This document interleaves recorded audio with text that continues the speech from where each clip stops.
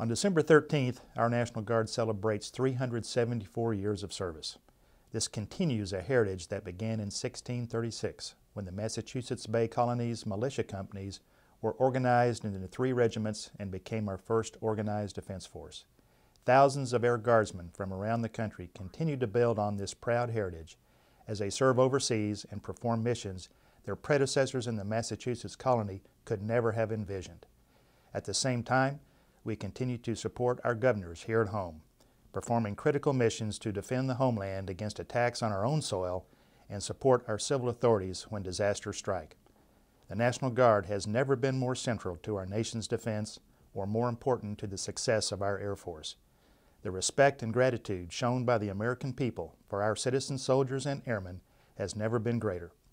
Without the support of our great families and employers, our airmen could not do all that they do 24 hours a day, 7 days a week. They are an essential part of the Air National Guard's support to this great nation. I extend my heartfelt gratitude to the citizen airmen who continue to ensure the National Guard is a great value for America. Happy birthday, National Guard.